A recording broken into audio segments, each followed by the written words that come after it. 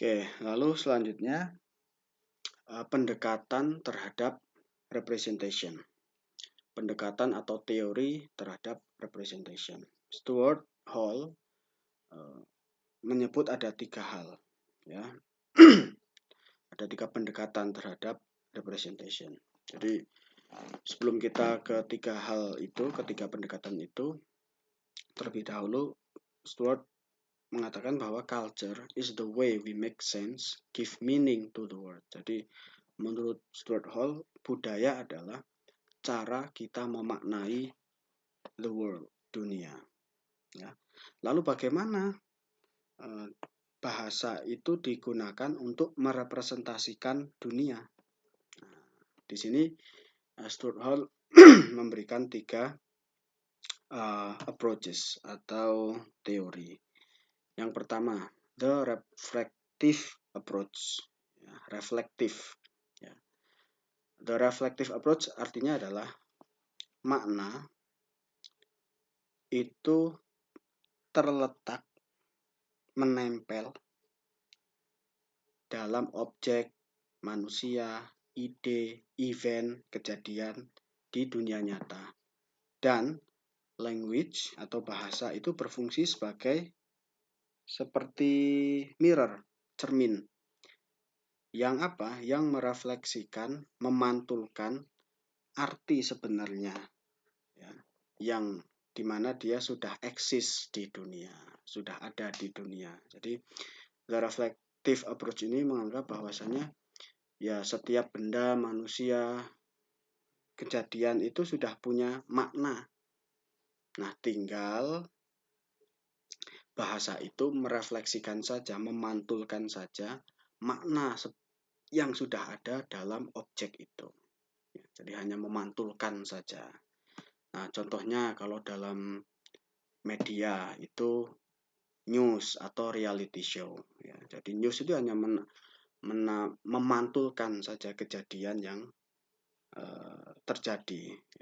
Reality show juga dia memantulkan reflection atas kejadian di dunia nyata.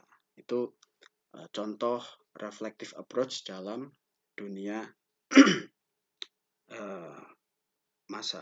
dalam media massa.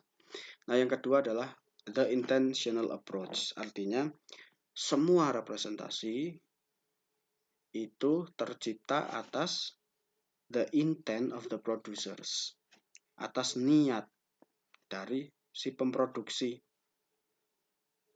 Ya.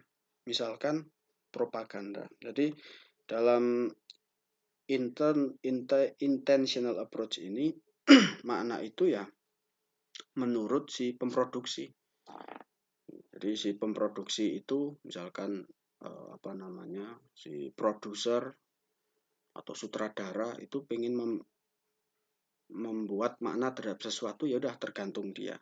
Itu intentional. Intentional itu artinya sengaja. Ya, yang ketiga adalah the constructionist approach. Nah, approach yang ketiga ini, constructionist, itu adalah gabungan, mixture of reflective and intentional. Jadi gabungan dari kedua ini, reflektif dan intentional.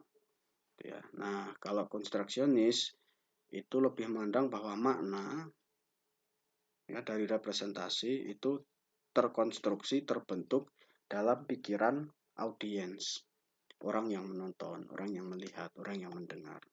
Ya. Itu bedanya antara reflektif, intentional, dan constructionist. Ya. Nah, misalkan ada sebuah film yang dibuat oleh orang British. Nah, bisa saja apa yang diinginkan oleh orang British ini, orang Inggris ini, berbeda dengan apa yang dimaknai oleh orang Amerika. Misalkan film tentang Rambo, itu kan sebenarnya inginnya Amerika inginnya bahwasanya Amerika itu tidak kalah di perang Vietnam. Ya. Itu pinginnya orang Amerika atau produser, tapi kan pemaknaan itu kan tidak sesederhana itu. Ya. audiens yang tahu sejarah pasti akan mengatakan oh itu hanya sebatas propaganda. Jadi makna itu dikonstruk, diciptakan oleh audiens.